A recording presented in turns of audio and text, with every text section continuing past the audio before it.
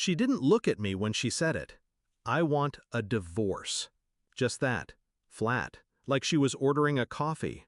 Then she added, I refuse to be tied to a lazy, worthless man for the rest of my life. I stared at her. Not angry, not shocked, just still.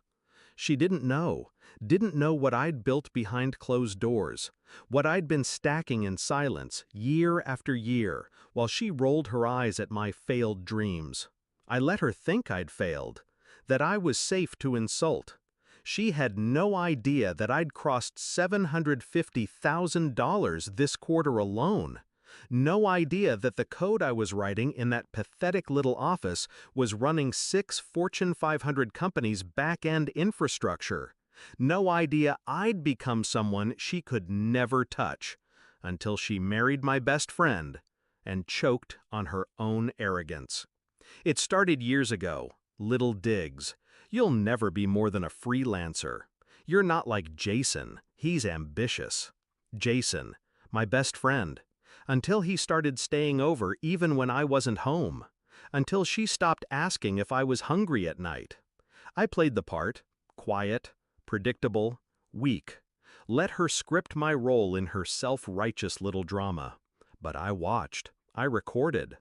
Every missed call when I was working late. Every whisper behind the door that clicked shut when I entered the room.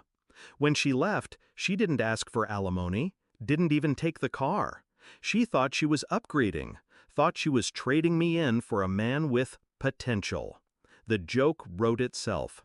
I started laying the foundation the moment the papers were signed. Moved my operations to a holding company. Rerouted income through layers of legal fog. Paid myself a modest salary. Left the rest in silence. She didn't ask about assets.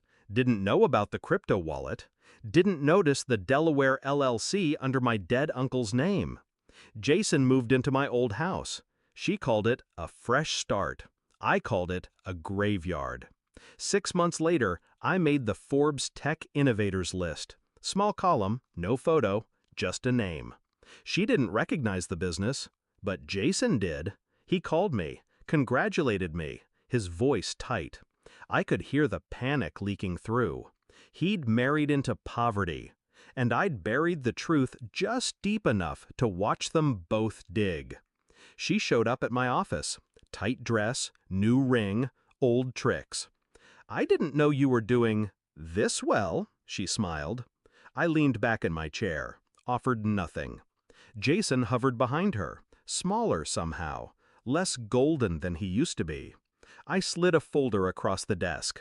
Inside, everything. My company valuation, contract summaries, investment stakes. Then, a printout of her divorce settlement, the section where she waived claims.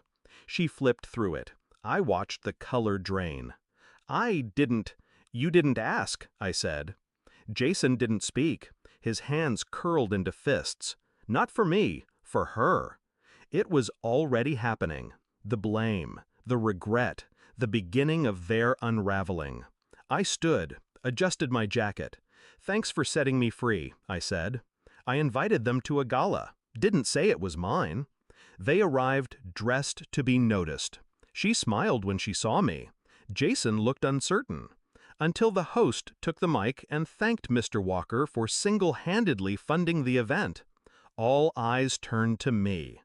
I watched her freeze, watched Jason step back from her slightly, like guilt was contagious. Then I approached, calm, measured. I hope you're enjoying the evening, I said. She opened her mouth. I turned to Jason. She ever tell you how she called me worthless? His jaw clenched. I believed her, I added, for a while. That was my mistake. I walked away. Didn't need to stay for the implosion. They divorced within the year. He filed. I read the paperwork when a mutual friend leaked it to me. Emotional abuse, manipulation, infidelity. It read like déjà vu. But it wasn't my story anymore. I bought the house they used to live in, leased it out, tripled the rent. Sometimes I drive by, just to remember what silence cost me. But mostly, I forget her. She doesn't live in my mind anymore.